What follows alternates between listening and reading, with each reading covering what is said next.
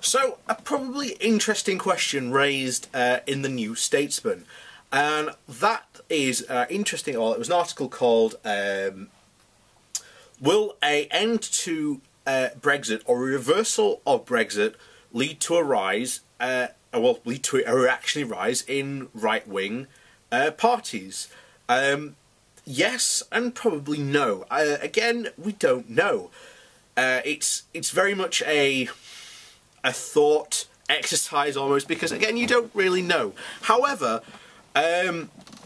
certainly during the referendum you obviously had the politically motivated murder of Joe Cox, and ultimately that was incredibly worrying. Not only that, but you have had the rise in the past, again, just 2 years, even last year, there were 5 far-right terrorists who were caught. One actually carried out his attack. And the worry is, let's say the people's vote happens, and the people's vote goes, actually, no, we've seen the deal, we don't want to leave. After all, that's a democratic decision. And I think, to be honest, I think if you look at the referendum, I think if you split the sort of the Leave voters, I think that there is a large group of people who, first of all, voted as a protest vote. I think they just wanted, oh, well, just leave because I want to, you know, kick the hornet's nest. I think that if you generally sat down and talked with them, I think they would certainly be very pro-EU. The next vote, a lot of people, I think, saw what the Leave campaign were doing, and the fact that the Leave campaign were running a incredibly vague campaign of what would actually happen. And remember, they promised a lot of people, you know, both unofficial and official, were basically saying, oh yeah, we'll stay in the single market and customs union, no problem, yeah. Remember, Daniel Hannan, only a fool would leave the single market. I think there are a lot of people who do want to stay in the single market and the customs union, who are now like, hang on, if we leave, if we leave those two things, it's going to be disastrous. So I think just those two groups alone, just on a people's vote, would easily swing back to staying in the European Union. I think there is very, very little groundswell for people to 100% actually leave the EU. And I've always said, if you got all these Remain voters and instead you gave them like multiple choices of what do you actually want to be like, I guarantee you the Norway option would win. Hands down. I guarantee you. But back to the question at hand. Would this create some sort of political violence? Now, we've seen really a rise in far-right nationalism. You've had the idiots who support Tommy Robinson saying that there is no free speech in the UK anymore, and you're like, hang on, this guy held a massive free speech rally and wasn't arrested, then, you know, yeah, and we've already discussed why he was arrested for contempt of court. Remember, he pled guilty to his charges. Case closed on that, guys. So there is free speech in the UK. You just don't understand UK law, the country that you live in, which apparently is incredibly great, but you know nothing about. So, moving on. So, the next thing is what happens, Brexit is delivered. I've said this from the very beginning. Brexit is not a solution to the UK's problems. Brexit and the cause of the problems, like the housing crisis, not a problem, that's not been caused by the EU. The NHS crisis, that has not been caused by the EU. The 2008 financial crash was not caused by the EU. You know, I can keep on going on this list, but that's just 3 things off the top of my head, and I'm sure I can probably think of more. But all these problems you see in the UK are not caused by the EU.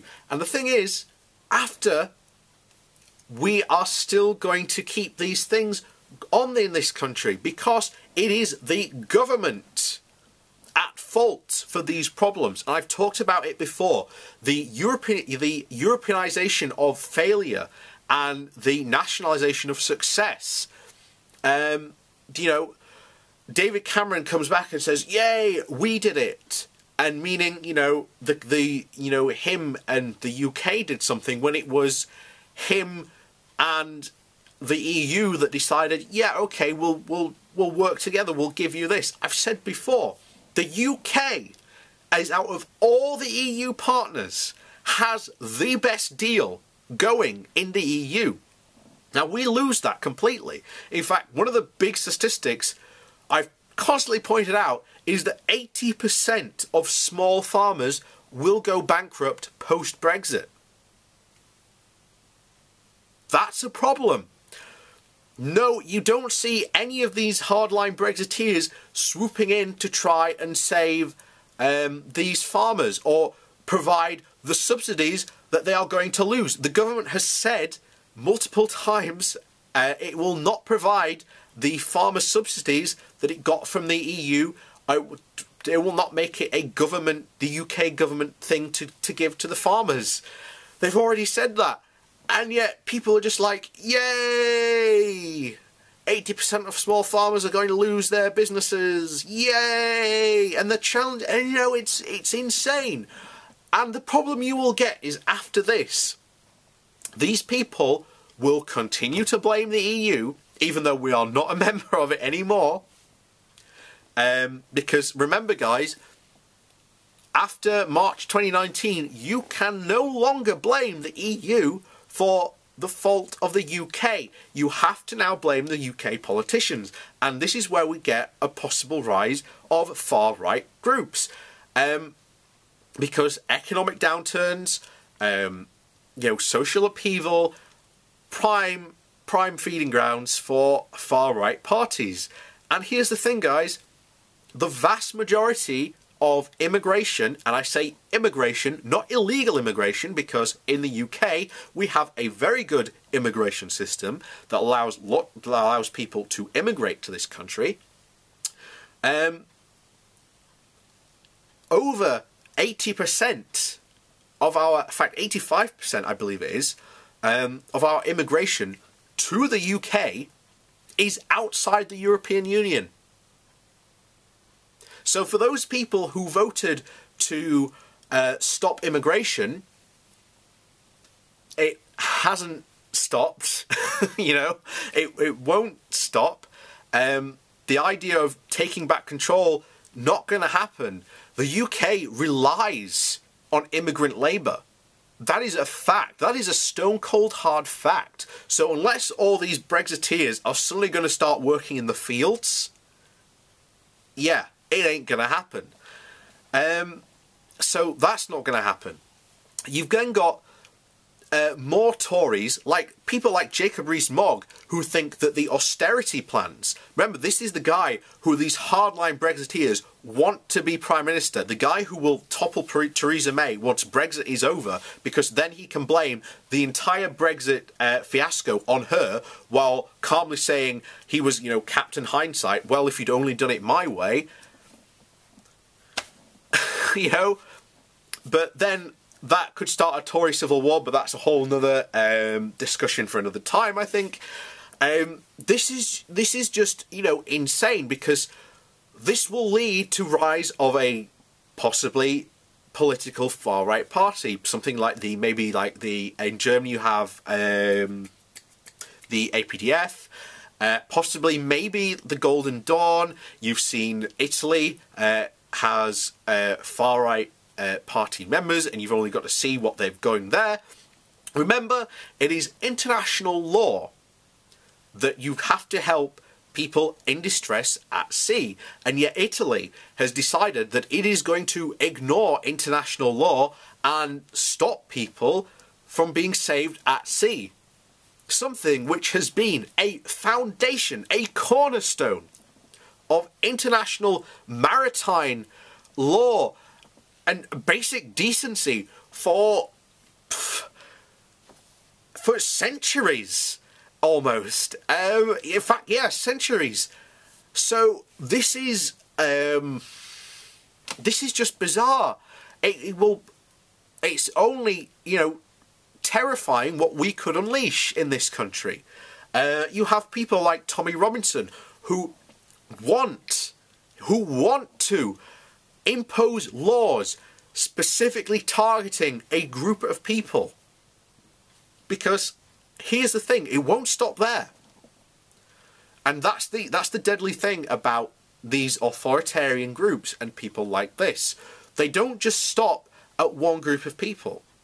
It will be the next group of people, and the next, and the next, and the next. And by the time you think, maybe we should stop these people, they've grabbed all the power, you know, voting is heavily suppressed. They might even be in a position to be able to fix votes, the voting system, so that they always win, regardless. Who knows? Tommy Robinson has said in the past he doesn't want immigrants to be able to vote at all. So you're now denying people a say in a political process. That is, you know, you can't do that in a democracy. Everyone who lives in this country should be able to vote. But denying people that ability is damaging.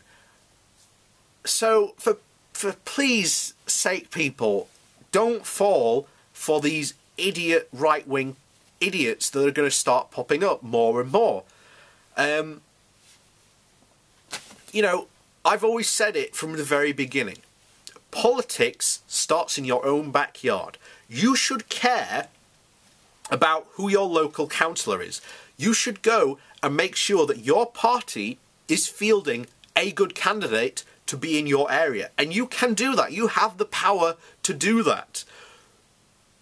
90% of people don't realise they can do that, or even know how to do that. You then have MP selections, for example. If you've got a bad MP, you can have him recalled to have another, general election called.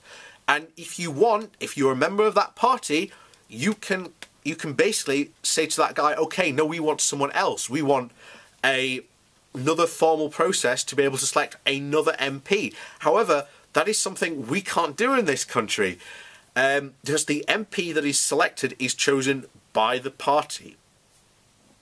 This is why you randomly get, particularly in Barnsley, the last general election, the Conservative MP for Barnsley never even been to Barnsley, except once, when she came up to campaign. I think she was there for a day. She lives down in Devon.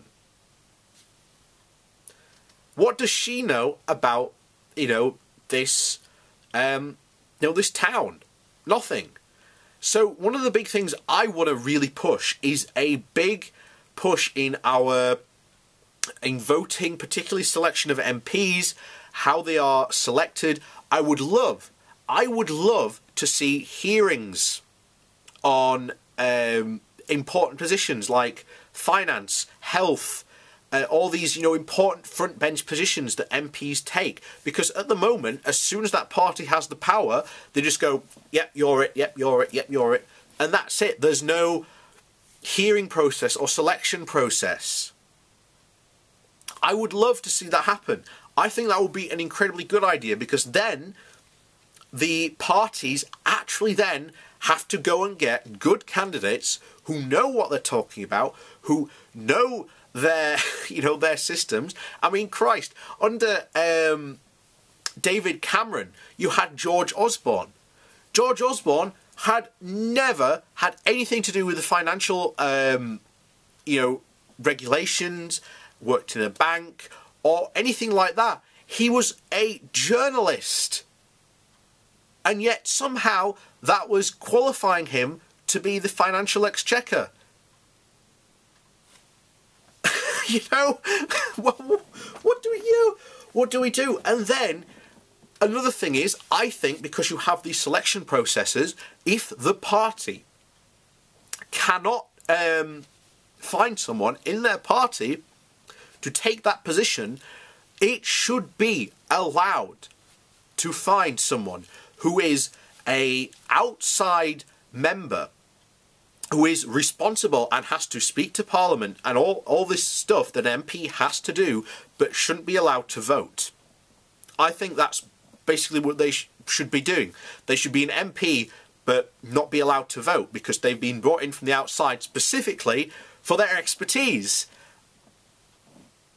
And, you know, I think, again, they should be questioned on that expertise. Why have they been brought in? What ideas are you going to bring to the table? So on and so forth. That would be a really good idea. That would improve this country. Do you see any of these idiot right-wing ideologues talking about that? No. They're more concerned about this bizarre fixation of that we don't have freedom of speech anymore, or the fact that, oh no, too many immigrants, but yet, you know, look at the size of the UK immigrant population. Or they're worried about Muslims, and, you know, those aren't the things you should be worrying about. You should be worrying about what I've just talked about. But no, they don't really care. Someone's going to ask me, am I in favour of an alternative vote? 50-50, I'd say. I think we need to generally, honestly have a serious look at to see if we can come up with a new voting system. But, you know, I don't know what you would come up with, because I generally don't know what is out there besides first past the post and or the what they call the alternative vote system. So there you have it. I don't think I even answered the original question, but hopefully I did. I think I did. I sort of started and I lost the plot and then started to ramble. But yeah, hopefully that has answered the question. But yeah, there you go. So, do you agree with me? Do you not? You know, I think this country has more problems, and all these problems are going to be exacerbated by Brexit. And as I've said before multiple times in all my video, Brexit is not the answer to the UK's problems. It is only going to make problems worse. Us being inside the European Union has done more good for this country than it ever has before. I had a guy who was saying, oh, you didn't live during the good times. Yes, the good times where Winston Churchill himself called us the sick man of Europe. And that's what we've got to look forward to when we leave. This whole idea of, oh, it's going to be great, going to be wonderful. Not going to happen. Every single economic expert, business expert you can think of is just like, it's not going to happen. Because we've left all these mechanisms, all this stuff that has allowed us to be, you know, as good as we are now today. So